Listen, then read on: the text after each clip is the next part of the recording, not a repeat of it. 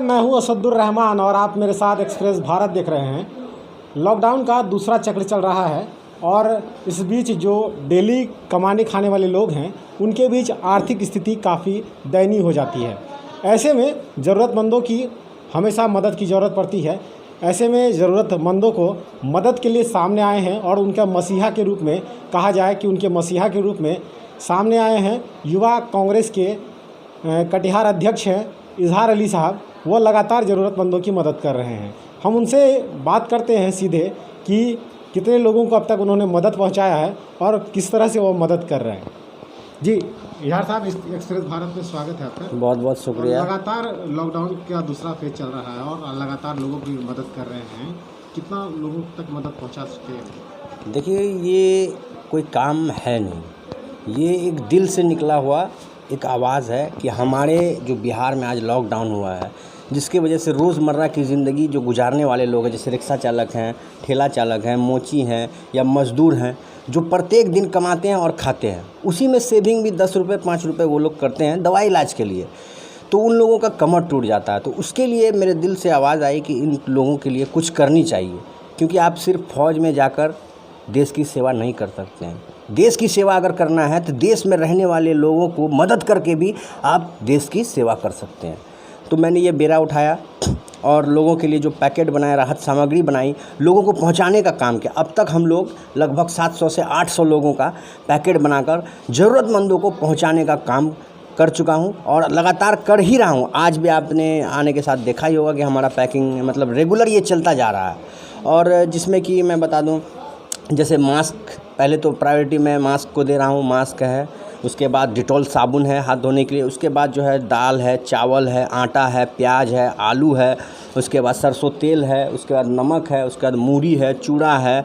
मतलब जो आपका जो कहते हैं कि जो राशन में जो सामान आता है, उस सामान को हम लोग सारा चीज़ एक पैकेट में बना करके ज़रूरतमंदों तक को पहुंचाने का काम कर रहे हैं। जहाँ जहाँ से कॉल भी आ रहा है तो वहाँ भी हम लोग जा कर के ज़रूरतमंद को देने का काम कर रहे हैं। अच्छा, पिछले लॉकडाउन में भी आपने लोगों की मदद की थी और इस बार भी लोगों की मदद कर रहे हैं, तो कई लोग ये भी सोचते हैं कि आप ये फंडिंग कहाँ से आपको मिल पा रही है? बिल्कुल सोचना है, कोई गलत नहीं है। देखिए, मेरी बहन जॉब में है, मेरे जीजाजी टीचर हैं, मेरे दो दूसरे जीजाजी भी टीचर हैं, मेरी दूसरी बहन भी टीचर है और मेरे पापा बिजनेसमैन हैं, मेरे भैया भी बिजनेसमैन हैं। उसके बाद हमारे एक रवि वर्मा सर हैं, उन्होंने भी इस बार मदद की है। और मैं सभी भाइयों से और जीजाजी बहन लोगों से, सबके सैलरी से मैं हर मंथ में 50% उन लोगों का पैसा मैं ले लेता हूं और मैं जो खुद जो कमाता हूं उसका भी 50% मैं निकालता हूं, ताकि लोगों को अपनी मदद पहुँचा सकूँ, उनके दुख को थोड़ा सा भी हल्का कर सकूँ। पिछले बार आपने लोगों की मदद की थी जिसमें आप कोरोना पॉजिटिव भी हो गए थे। जी, लोगों ने आप इस बीच आप लोगों बिल्कुल, ये जो बीमारी है लाइलाज बीमारी है, अभी तक इसकी कोई इलाज नहीं निकली है। और मुझे मतलब लोगों को जो मैं एम्बुलेंस, अपने गाड़ी को एम्बुलेंस बना दिया था, क्योंकि पैसे का अभाव, 10,000 रुपया, 6,000 रुपया, 12,000 रुपया, 20,000 रुपया पूर्णिया पहुंचाने का लिया जा रहा था। तब मैंने इस सिचुएशन को देखते हुए अपने गाड़ी को कोरोना वॉरियर गाड़ी बना दिया था और उसमें मैं पेशेंट को ले जाता था और वहाँ पे एडमिट भी कराता था, क्योंकि उसके अटेंडेंट भी उसे छूना नहीं चाहते हैं, उसके बच्चे भी उसे नहीं छूना चाहते हैं। और मैं लगातार उसे छू करके अंदर ले जाता था, खाना खिलाता था या उसको दवाई मेडिसिन पहुँचाता था और उसको हिम्मत हौसला देता था। उसी क्रम में मुझे कहीं ना कहीं उससे बीमारी जो है, मेरे शरीर में वायरस आ गया और मैं कोरोना पीड़ित हो गया था। और उसके बाद मैं 14 दिन का क्वारंटाइन रहा, लेकिन फ़ोन से मैं अपने सारे काम को करता रहा और लोगों की, लाखों लोगों की दुआएं थी हमारे साथ और वो कोरोना मेरा कुछ नहीं बिगाड़ सका। मैं जीत करके कोरोना से लड़ के फिर से इस ज़मीन पर उतर गया और लोगों की मदद करने में फिर से जुट गया हूँ, क्योंकि 4 दिन की ज़िंदगी है, मौत कब आ जानी है कहना मुश्किल है। सिर्फ आपका एक अच्छा अमाल, अच्छा ईमान और जो आप अच्छे काम करते हैं वही आपके साथ जाएगा, बाकी कुछ नहीं जाने वाला है। क्योंकि आपने बड़े बड़े बादशाहों को देखा होगा, औरंगजेब फलाना फलाना, उन लोगों ने कहा कि मेरा हाथ बाहर कर दो, ताकि दुनिया वालों को पता चल जाए कि खाली हाथ आया था और मैं खाली हाथ जा रहा हूँ। अभी बीच में आप लगातार कटिहार पूर्णिया मरीजों को पहुंचा रहे थे। इस बीच कई स्वास्थ्य विभाग के कई भ्रष्टाचार भी आपने अपने फेसबुक आईडी के माध्यम से उजागर किया। बिल्कुल, क्या लगता है स्वास्थ्य महकमा जो है वो इस कोरोना महामारी के बीच लोगों को स्वास्थ्य व्यवस्था बेहतर पहुंचा नहीं पा रही? देखिए, ये जो आपदा है, कोरोना जो आपदा है, आपदा को कुछ लोगों ने अवसर बना लिया है।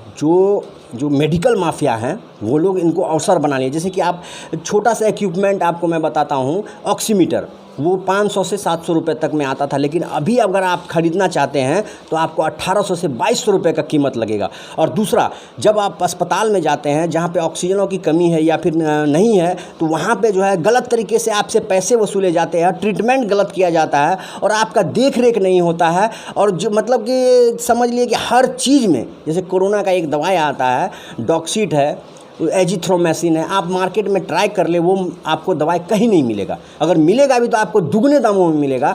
ये सरकार की गलत नीति नहीं कह सकते हम आम पब्लिक भी इस कोरोना महामारी को अवसर बना लिए हैं।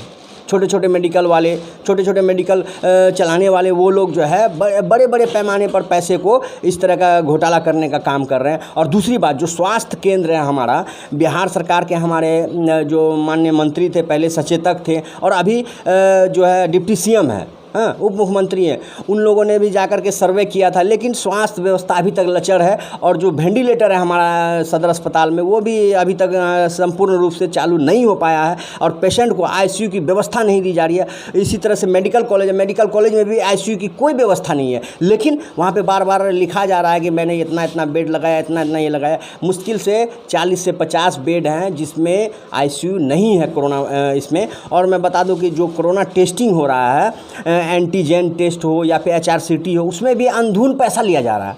जब आप बताते हैं कि मैं मेडिकल कॉलेज फ्री रखा हूं, फिर आप 3000 रुपया किस चीज़ का टेस्ट का ले रहे हैं भाई? 800 रुपया किस चीज़ का टेस्ट का ले रहे हैं आप? दवाई को दुगने दामों में क्यों दे रहे हैं? और आपका डॉक्टर कहता है कि दवाई आपको मेडिकल कॉलेज से ही लेना होगा। ये कौन सी बात हो गई भाई? आप प्रिंट रेट में दवाई ले रहे हैं, दवाई का पैसा ले रहे हैं, फिर आप कहते हैं कि मेरे ही मेडिकल से लो, अन्यथा इसका नहीं इलाज होगा। ये सब भ्रष्टाचार है। इसमें सरकार की पहल होनी चाहिए। थोड़ी सी मेहनत अगर कर दे नीतीश जी या जो भी सत्ताधारी हैं, दोनों डबल इंजन की सरकार है, वो थोड़ी सी मेहनत कर दें तो लोगों को जो है इस चीज़ से निजात मिल सकता है। और ऑक्सीजन की जो कमी हो रही है, अभी आपने देखा होगा कि 209 सिलेंडर, 245 सिलेंडर पकड़ाया। ये सिलेंडर पकड़ाया, ये किसका है? ये संपत्ति आम जनता की है। आप आईजी से बात कीजिए, डीआईजी से बात कीजिए, जिला पदाधिकारी महोदय, उससे भी बात नहीं बनती है। नीतीश कुमार जी से बात कीजिए, बात करके वो सिलेंडर को इसमें लाइए ना भाई काम में। आखिर वो सराहने का क्या फ़ायदा है गुदाम में? उसको काम में लाइए, ज़िंदगी बचाइए, जीवन बचाइए लोगों की, तभी आप सच्चे नागरिक और सच्चे देशभक्त कहलाएंगे। मैं बताता हूँ कि प्रशासन जो है, इनको पैसा कहाँ से आता है? हमारे टैक्स से पैसा आता है। जितने भी पुलिस पदाधिकारी, डॉक्टर, मुहैया, जितने भी लोग हमारे समाज में जो पदाधिकारीगण हैं, उनका पैसा कहाँ से जाता है? हम गरीबों के पॉकेट से जाता है। हम लोग टैक्स भरते हैं टाइम पे, तभी उसका पैसा उसके पास जाता है। तो क्या आपका राइट नहीं बनता कि आप सच्चे दिल से, ईमानदारी से उसका काम को करें और उस चीज़ को आप दिखाने का काम करें और लोगों तक मदद पहुँचाने का काम करें? कहीं ना कहीं सरकार की मिलीभगत है, फेल्यूर है। बिल्कुल, कोरोना काल को लेकर के सरकार का सिस्टम फेल्यूर है। देखिए, मैं नीतीश कुमार जी से कोई मेरी जाति दुश्मनी नहीं है। मैं चाहता हूं कि हमारा जो भारत है और हमारा जो बिहार है, जिसमें हमारा एक छोटा सा कटिहार आता है, कम से कम आप बिहार को संभालें नीतीश जी, क्योंकि आप बिहार के मुखिया हैं, बिहार के मुख्यमंत्री हैं। तो आपको इस चीज़ को संभालनी चाहिए और सिस्टम को सही तरीके से करनी चाहिए। आप जहाँ से बीमारी चाइना से आई, आज चाइना तंदुरुस्त हो गया, आखिर कैसे काबू पाया?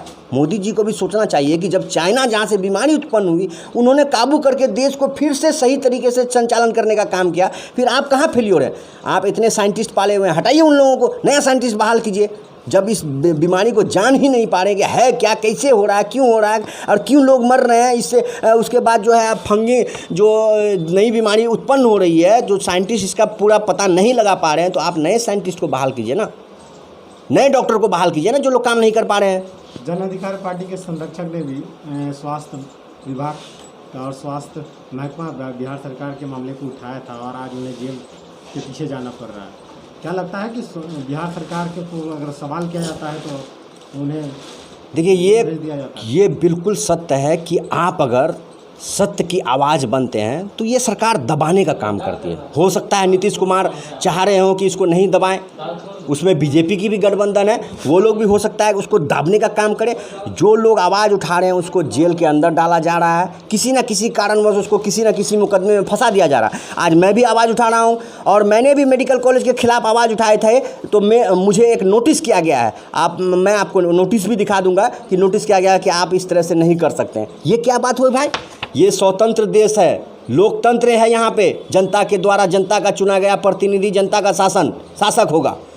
तो जब लोकतंत्र है तो क्या खुलकर बोलने की भी आज़ादी नहीं? आज पप्पू यादव जैसे जो लोग हैं जो कि आपदा में इस तरह से मेहनत करते हैं, उसको जेल में डालने का काम कर दिया ये सरकार। बताइए, ये कोई तरीका है? ये लोकतंत्र की हत्या है, क्योंकि अगर सच बोला जाएगा तो उसे अंदर कर दिया जाएगा। ये किम जोंग वाला चाल है। किम जोंग के शहर में अगर कोई सत्य बोलता है तो उसे फांसी पर लटका दिया जाता है। तो वही कर रहा है यहाँ पे। अभी आप कोरोना के नाम पे उसको पॉजिटिव कर देते हैं। जो व्यक्ति 3 दिन पहले नेगेटिव है, 2 दिन पहले नेगेटिव, उसको पॉजिटिव करके हॉस्पिटलाइज कर देते हैं। क्या उसको मारने का प्लान कर रहे हैं आप? वैसे लोगों को, जो लोगों की मदद कर रहे हैं, उसको आप मारने की तैयारी कर रहे हैं, लोकतंत्र को ख़त्म करने की तैयारी कर रहे हैं। ये कैसा नीति है आपका? अच्छा, एक अंतिम सवाल है, कब तक ये आपका चलेगा? ये देखिए, जब तक हमारे घर से पैसा आता रहेगा और जब तक हमारे मित्र लोग हमें मदद करते रहेंगे, आप मीडिया साथी आप भी आएँ, अगर आपको दिल में होगा कि मुझे 1 बोरी किसी को चावल पहुंचानी है तो आप हमें दे सकते हैं, मैं उसको सही व्यक्ति तक पहुंचाने का काम करूंगा। यही मदद है। लोकतंत्र का सच्चा ये नीति है कि आप 1 रुपये दें और उस 1 रुपये को हम 2 रुपये करके लोगों तक पहुंचाने का काम करें, यानी उसमें और राशन जोड़ करके लोगों तक पहुंचाने का काम करें। ये आम लोगों की मदद है, ये आम लोग करते रहेंगे। मुझे लगता है कि जब तक बीमारी रहे या ज़िंदगी भर भी अगर चाहे लोग, तो ये आम लोगों की मदद, आम तक पहुँचाने का काम ये लगातार चलता रहेगा। ये ख़त्म होने का सवाल ही नहीं होता है। मैं इजहार अली, यूथ कांग्रेस अध्यक्ष कटिहार। साथ यूथ कांग्रेस कटिहार अध्यक्ष इजहार अली साहब, जो बेबाकी से अपनी बातों को रख रहे थे और लगातार वो कह रहे हैं कि उन्होंने भ्रष्टाचार के मामले को उजागर किया है और आगे भी इस तरह से वो करते रहेंगे और लगातार गरीबों को तक मदद पहुंचा रहे हैं और आगे भी पहुंचाते रहेंगे।